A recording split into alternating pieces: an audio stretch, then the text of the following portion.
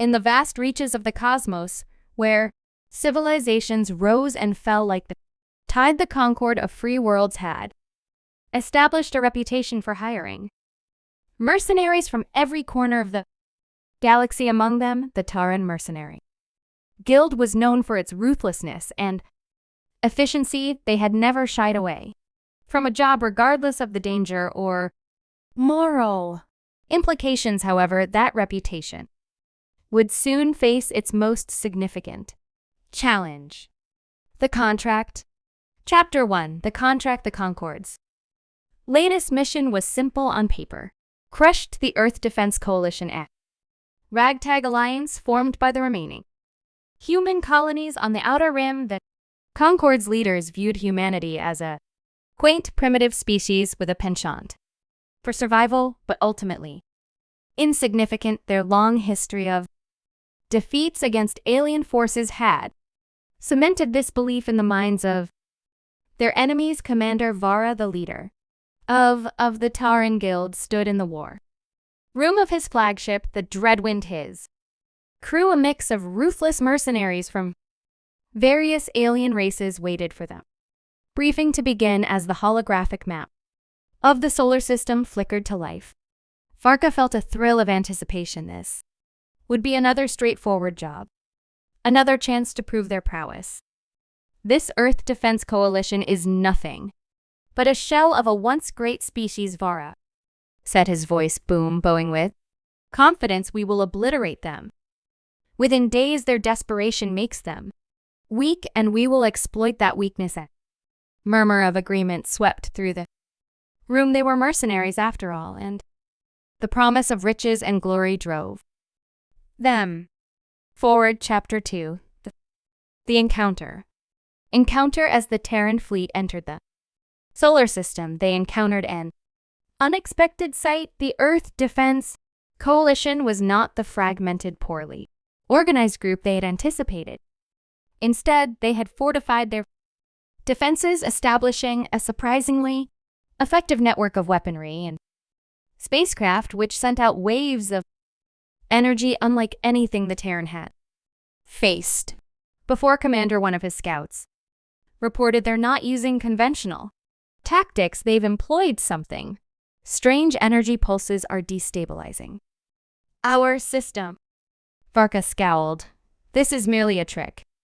They're trying to intimidate us. Prepare.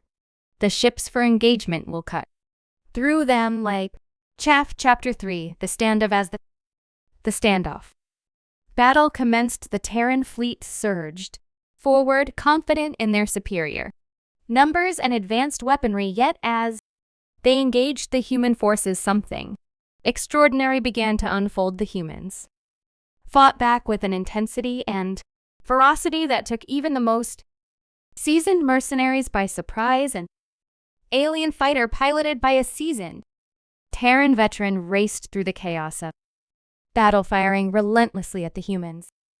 But every shot aimed at their ships seemed to miss, while human pilots executed maneuvers that defied logic and reason. Is this a human doing this? The pilot shouted over the comms, bewildered.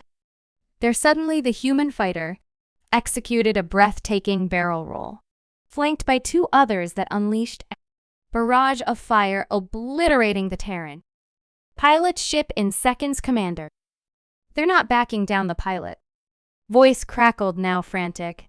This isn't a fight, it's a slaughter. Chapter 4. The Turning Point. As the turning point, the battle raged on. Reports flooded in about the relentless determination of the human forces. The once feared Terran Guild found itself on the defensive, outmaneuvered and outmatched. But it wasn't just their fighting ability that shocked the mercenaries, it was their resilience. A human squadron made up of small, agile ships darted among them, massive Terran cruisers striking at their weak points with precision. Commander Varos felt a chill creep up his spine as he witnessed human pilots pushing through losses and adversity, never wavering, never faltering amidst the chaos. A call came through the comms. Commander, they're requesting a parley. Varos frowned. Why?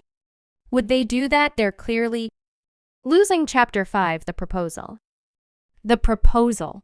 As the dust settled and the surviving Terran ships began to regroup, an unusual scene unfolded. A human diplomat flanked by heavily armed soldiers approached them. Terran flagship Dreadwind, his demeanor was calm even amidst the wreckage of Battle. Commander Varos, the human began, his voice steady. We seek an end to this conflict. You must understand we are not the weak species you believe us to be.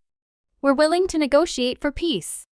Vera's mind raced. Negotiation, peace. You're fighting for your survival yet.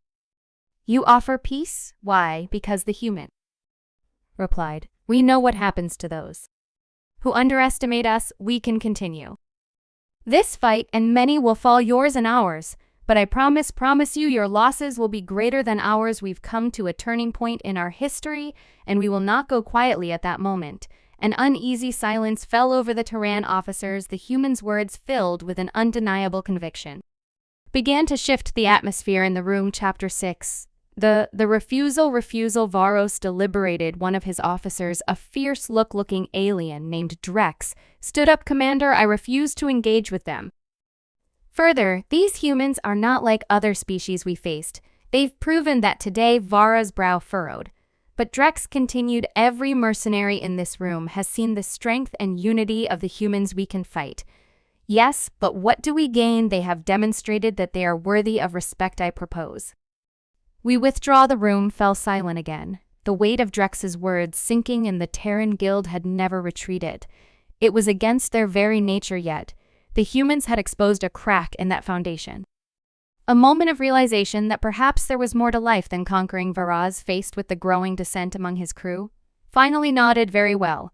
We will not fight today. We will regroup and reconsider our approach. Epilogue. The aftermath. The Terran fleet retreated, leaving the humans victorious.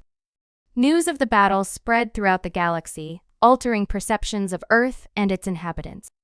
The once dismissed species had proven that they were not only capable of standing their ground, but also of instilling fear in those who underestimated them. The moment alien mercenaries refused to fight against humans became a story retold across galaxies, marking a turning point in human history for the Terran Guild. It was a lesson learned: never judge a species by its appearances or past, for within the heart of humanity lay an unyielding spirit that could not be quenched.